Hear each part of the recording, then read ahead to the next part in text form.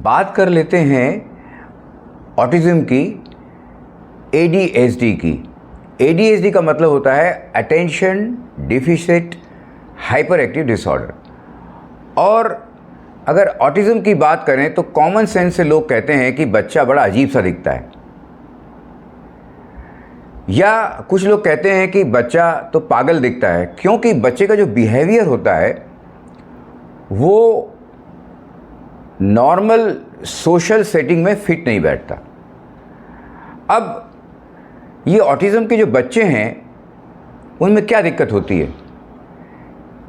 5 साल के हो गए ये बच्चे बोल नहीं पाते हैं, 5 से 7 साल के हो गए वो खुद ब्रश नहीं कर पाते, 8 साल के हो गए वो खुद अपना कपड़ा नहीं पहन सकते, और आई कांटेक्ट नहीं कर सकते। एक ताज़ा जन्मा बच्चा जो है वो भी आई कांटेक्ट कर सकता है, पर ये बच्चे, उनको दिक्कत होती है आँखों में आँखें मिला के बात करने में। तो अपनी सेफ्टी वो खुद नहीं कर सकते, वो लोनली रहना पसंद कर सकते हैं, अलग रहना पसंद कर सकते हैं, दोस्त नहीं बनाते। अगर उनसे कोई प्रश्न पूछा जाए तो उसका वो बराबर जवाब नहीं दे पाते। तो ये जो बेसिक नीड हैं, जैसे सोना, भूख लगना, ये सारी चीज़ें वो नहीं कर पाते। अब ADHD के जो बच्चे होते हैं वो नॉर्मल होते हैं, नॉर्मल दिखते क्या हैं, वो नॉर्मल ही होते हैं, पर वो हाइपर एक्टिव होते हैं। मतलब बंदर की तरह से उनका स्वभाव होता है, एक जगह से दूसरे जगह चले जाएंगे, उछल कूद करेंगे, चीज़ें जो हैं वो नुकसान कर देंगे। अनप्रेडिक्टेबल होते हैं, टेबल पर चढ़ जाएंगे, दीवार पर चढ़ जाएंगे, कूदेंगे, उनको इसकी जो है कोई चिंता नहीं है कि उनको चोट लगेगी कि नहीं लगेगी। वो बिल्कुल अनप्रेडिक्टेबल होते हैं, ठीक है। तो हमारे देश में आप देखिए कि आज की तारीख में 100 में से 1 बच्चा जो है वो ऑटिज़म का होता है, यानी 1%, और 100 में से 10 बच्चे जो हैं वो ADHD के हैं, यानी 10%। अब हमें क्या करना है? तो जब हम ऑटिज़म और ADHD के बच्चों को, उनके पेरेंट्स को ये कहते हैं कि आपका बच्चा बिल्कुल ठीक हो सकता है, तो पहले तो उन्हें विश्वास नहीं होता, क्योंकि आज तक इनको यही कहा गया है कि पूरी ज़िंदगी आपके बच्चे ऐसे ही रहेंगे, बराबर। तो वाकई में उनके बच्चे ठीक नहीं हो सकते अगर वो ये सब थेरेपी करेंगे जो अभी तक वो करते आ रहे हैं। पर आज जो मैं प्रोटोकॉल्स थेरेपी बताने जा रहा हूँ, अगर वो करेंगे तो 4 दिन में उनके बच्चे ठीक होने लगेंगे। अब कैसे करना है? तो बड़ा आसान है। जैसे एक टेबल के 4 पाए होते हैं, 4 लेग्स होते हैं, तो अगर टेबल को टिका के रखना है तो इन चारों पायों को जो है बहुत मजबूत रखना होगा। तो इसी तरह से ऑटिज़म और ADHD के बच्चों को सिर्फ 4 स्टेप्स अगर वो ठीक ढंग से करें, मजबूती से करें, तो वो ऑटिज़म या ADHD के बच्चे ठीक हो सकते हैं। तो पहला स्टेप है नीम थेरेपी। अब इसमें क्या करना होगा? नीम के पत्ते लेने हैं फ्रेश, उनको जो है धूप में 5 से 7 दिन सुखा देना है। जब बराबर सूख जाए तो उसको मिक्सी में आधे मिनट के लिए जो है उसको क्रश कर देना है, ग्राइंड कर देना है, वो पाउडर बन जाएगा। पाउडर को जो है आप बोतल में रख दीजिए। अब अगर 10 किलो का बच्चा है तो 1 ग्राम, मान लीजिए कि बच्चा जो है वो 30 किलो का है तो 3 ग्राम, यानी आधी चमची नीम का पाउडर उसको सुबह नाश्ते के पहले और रात को खाने के पहले 1 कप पानी में घोल के उसको दे दीजिए। 3 महीने तक आपको देना है। अब उससे क्या होगा? चौथे दिन से बच्चा जो है वो बोलने लगेगा।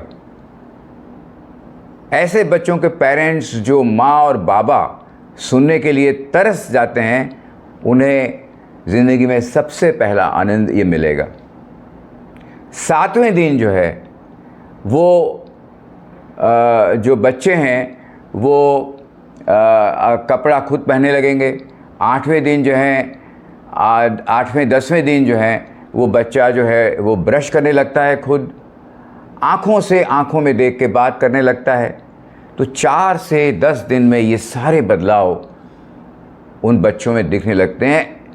ये ऑब्ज़र्वेशन जो है बच्चों के पेरेंट्स हमसे कहते हैं। स्कूल में जब बच्चा 20 दिन के बाद जाता है तो वो जो है वो पढ़ने में भी एक्सेल करने लगता है, उसकी जो राइटिंग है, लिखाई है, वो ठीक होने लगती है। तो जैसे मैंने कहा कि आपको ये कितने दिनों तक करना है? 3 महीनों तक। अब दूसरी जो स्टेप है वो है डाइट। ऐसे बच्चों में उनका जो खाना है वो 70% से ज़्यादा फ्रूट्स और वेजिटेबल होना चाहिए, राइट। तो ऐसे बच्चों में दिक्कत क्या होती है कि उनके जो ब्रेन की जो वायरिंग है वो डिस्टर्ब हो जाती है। अब कुदरत ने, नेचर ने हमारे पेट के अंदर जो आंत है, जिसे हम गट कहते हैं, वो एक्चुअली उसको दूसरा ब्रेन कहा जाता है और साइंटिफिक लिटरेचर में इसको सेकंड ब्रेन कहते हैं।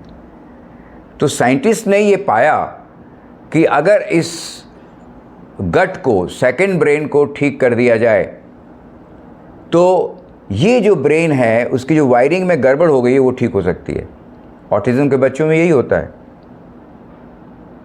तो सेकंड ब्रेन को ठीक करने के लिए आपको अपने बच्चों को 70% से ज़्यादा फ्रूट्स और वेजिटेबल्स देना पड़ेगा, और जो 30% है वो कुक्ड फूड दीजिए। उसमें 3 चीज़ें आपको छोड़नी है। पहली जो है नॉन वेज, दूसरा है दूध और दूध से बनी हुई चीज़ें, और तीसरी चीज़ जो छोड़नी है वो है रिफाइंड फूड।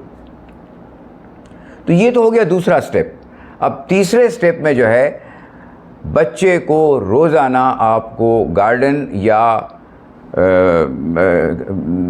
में जो ले जाना है, कम से कम 45 मिनट्स उसके पैरों में से उसके जूते निकाल दीजिए, सैंडल निकाल दीजिए, मोज़ा निकाल दीजिए। उसको कहिए कि चले, दौड़े, खेले मिट्टी में या नेचुरल घास में।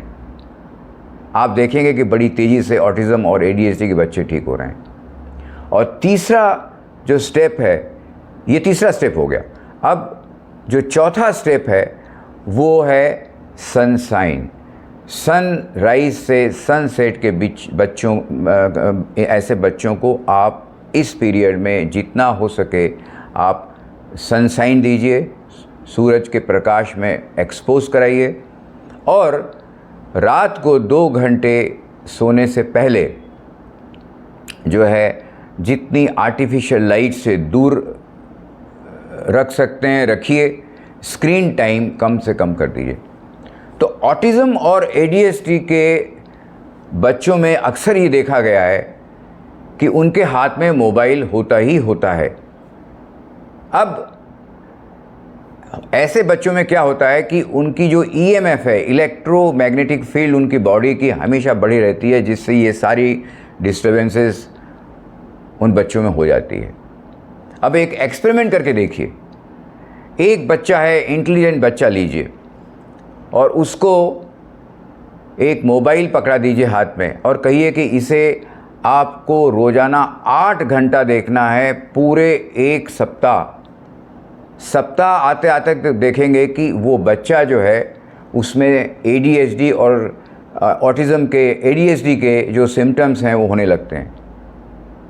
मतलब बच्चा जो है वो एजिटेटिंग हो जाएगा, चिड़चिड़ापन हो जाएगा उसमें, वो एग्रेसिव हो जाएगा, गुस्सा होने लगेगा, ठीक है, वो रिस्पॉन्ड नहीं करेगा, आपसे बात नहीं करेगा। पर जैसे ही आप ज़मीन के संपर्क में लाते हैं, स्क्रीन टाइम उसका कम कर देते हैं, आप देखेंगे कि ये ADHD का बच्चा धीरे धीरे उसके सारे सिम्टम्स ठीक होने लगते हैं। तो अगर आपके आसपास, आपके घर में ऑटिज़म या ADHD के बच्चे हैं, ठीक नहीं हो पा रहे हैं, तो एक बार